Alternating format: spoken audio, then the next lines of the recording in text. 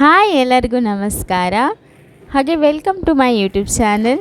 S friends, ಇವತ್ತು Kabul ಕಡಲೆ gravy ಅಂತ ಹೇಳ್ಬೋದು, ಚೆನ್ನ ಮಸಾಲ ಅಂತ ಹೇಳ್ಬೋದು. ಸೊ ಇನ್ನು ಹೇಗೆ ಮಾಡೋದಂತ ನೋಡೋಣ. ತುಂಬ ಈಸಿಯಾಗಿ ಕೆಲವು ಸಾಮಗ್ರಿಗಳನ್ನ ಬಳಸ್ಕೊಂಡು ಮಾಡುವಂಥ ಒಂದು ರೆಸಿಪಿ. ತುಂಬ ಟೇಸ್ಟಿಯಾಗಿ ಬರುತ್ತೆ. ಅದಕ್ಕಿಂತ ಮೊದಲು ತುಂಬ ಬೇಗನೆ ರೆಡಿಯಾಗಿಬಿಡುತ್ತೆ. ಇದು ಕೆಲವು ಸಾಮಗ್ರಿಗಳು ಸಾಕಾಗತ್ತೆ ಇದಕ್ಕೆ.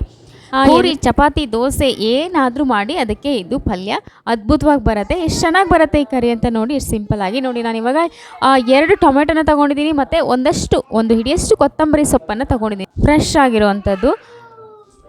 ಸೊ ಇದನ್ನು ನಾನಿವಾಗ ಮಿಕ್ಸಿ ಜಾರ್ಗೆ ಹಾಕಿ ರುಬ್ಕೊಳ್ತೀನಿ. ಎರಡನ್ನು ನಾನು ಮಿಕ್ಸಿ ಜಾರ್ಗೆ ಹಾಕಿ ಚೆನ್ನಾಗಿ ರುಬ್ಕೊಳ್ತೀನಿ.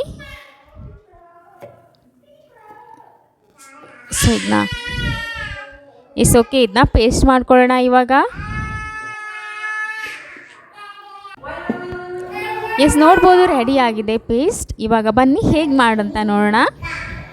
ತುಂಬಾ ಈಸಿ, ತುಂಬಾ ಬೇಗ ಆಗುತ್ತೆ ನೋಡಿ. ನಾನು ಒಂದು ಸ್ವಲ್ಪ ಎಷ್ಟು ಬೇಕೋ ಅಷ್ಟು ಪಲ್ಯಗೆ ನಾನು ಕಾಬೂಲ್ ಕಡಲೆ ನೆನೆಸಿಟ್ಕೊಂಡಿದ್ದೀನಿ. ಹಾಗೆ ಒಂದು ಈರುಳ್ಳಿ ಹೆಚ್ಚಿಟ್ಟಿದ್ದೀನಿ ಮತ್ತು ಕ್ಯಾರೆಟನ್ನು ಇಟ್ಕೊಂಡಿದ್ದೀನಿ. ಒಂದು ಆಲೂಗಡ್ಡೆನ ಸಿಪ್ಪೆ ತೆಗೆದು ಹೆಚ್ಚಿಟ್ಕೊಂಡಿದ್ದೀನಿ. ನಿಮಗೆ ಬೇಕಾದರೆ ಈ ತರಕಾರಿಗಳನ್ನ ಸೇರಿಸ್ಕೋಬೋದು. ನನ್ನ ಮಕ್ಕಳು ತಿನ್ನಲಿ ಅನ್ನೋ ಕಾರಣಕ್ಕೆ ಸೇರಿಸ್ಕೊಂಡಿದ್ದೀನಿ. ಸೊ ಒಗ್ಗರಣೆಗೆ ಸಾಸಿವೆ, ಜೀರಿಗೆ, ಬೆಳ್ಳುಳ್ಳಿ, ಹಸಿಮೆಣಸು ಮತ್ತು ಸ್ವಲ್ಪ ಕರಿಬೇವನ್ನು ತೆಗೆದಿಟ್ಕೊಂಡಿದ್ದೀನಿ.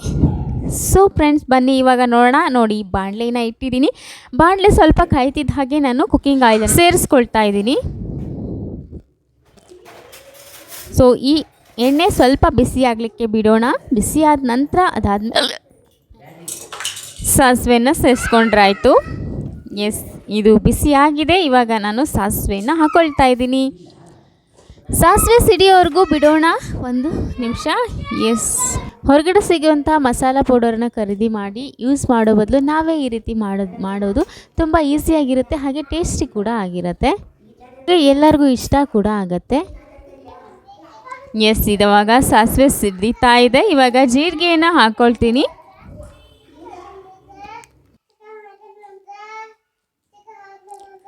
ಸೊ ಇದಾದ ನಂತರ ಕರಿಬೇವನ್ನು ಸಹ ಸೇರಿಸ್ಕೊಳ್ಳೋಣ.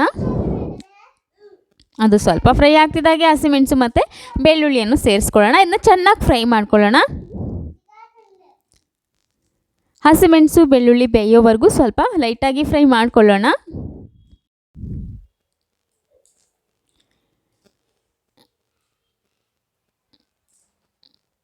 ಎಸ್, ನೀವು ನೋಡ್ಬೋದು, ಇದು ಒಂದು ಲೆವೆಲ್ಲಿಗೆ ಫ್ರೈ ಆಗ್ತಾ ಇದೆ.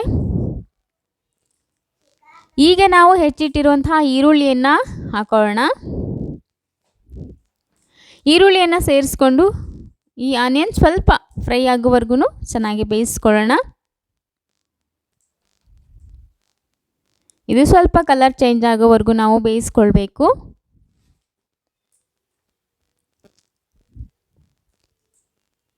ಟೊಮೆಟೊನ ಇದಕ್ಕೆ ಹಾಕಿ ಬೇಯಿಸೋದಕ್ಕಿಂತ ಆ ರೀತಿ ಮಿಕ್ಸಿ ಮಾಡಿಟ್ಕೊಂಡ್ರೆ ಇನ್ನೂ ಟೇಸ್ಟಿಯಾಗಿ ಬರುತ್ತೆ.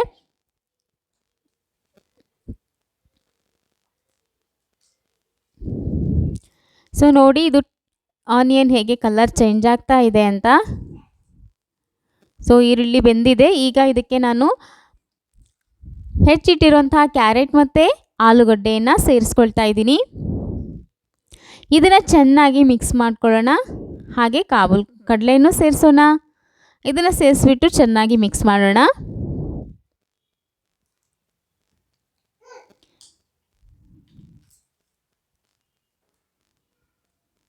ಸೊ ಇದಾದ ನಂತರ ಇದಕ್ಕೆ ಟೇಸ್ಟ್ಗೆ ಎಷ್ಟು ಉಪ್ಪು ಬೇಕಾಗುತ್ತೋ ಅಷ್ಟು ಉಪ್ಪನ್ನು ಮಾತ್ರ ಸೇರಿಸ್ಕೊಳ್ಳೋಣ.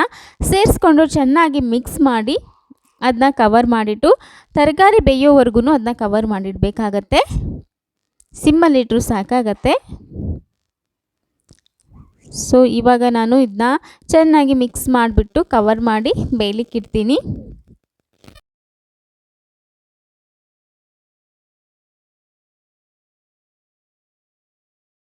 ಒಂದು 10 ನಿಮಿಷ ಬಿಟ್ಟು ಇದನ್ನ ಓಪನ್ ಮಾಡ್ತಾ ಇದ್ದೀನಿ.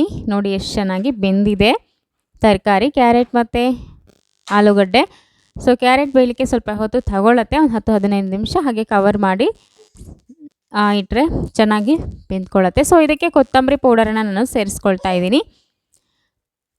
ಆಮೇಲೆ ಸ್ವಲ್ಪ ಹಳದಿ ಪೌಡರ್, ಅದಾದ ನಂತರ ಒಂದು ಸ್ವಲ್ಪ ಗರಂ ಮಸಾಲೆ. ಸೊ ಇದಿಷ್ಟನ್ನ ಸೇರಿಸ್ಕೊಂಡಾದಮೇಲೆ ಚೆನ್ನಾಗಿ ಮಿಕ್ಸ್ ಮಾಡ್ಕೊಳ್ಳೋಣ.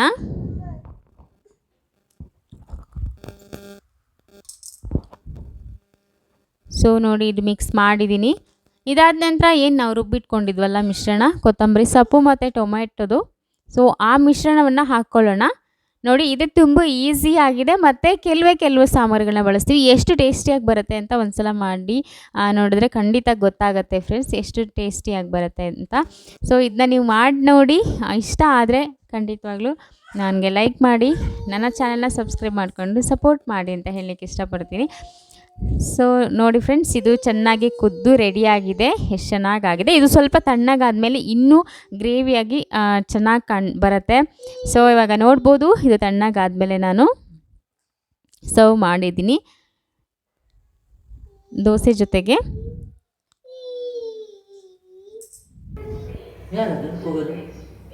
ಸೊ ದೋಸೆ ಜೊತೆಗೆ ರೆಡಿಯಾಗಿದೆ. ಸೊ ನೋಡಿದ್ರಲ್ಲ ಫ್ರೆಂಡ್ಸ್, ನಿಮಗೆ ಖಂಡಿತವಾಗ್ಲೂ ಇಷ್ಟ ಆಗಿದೆ ದಯವಿಟ್ಟು ಲೈಕ್ ಮಾಡಿ, ಶೇರ್ ಮಾಡಿ, ಸಬ್ಸ್ಕ್ರೈಬ್ ಮಾಡಿಕೊಂಡು ಸಪೋರ್ಟ್ ಮಾಡಿ ಅಂತ ಹೇಳಲಿಕ್ಕೆ ಇಷ್ಟಪಡ್ತೀನಿ.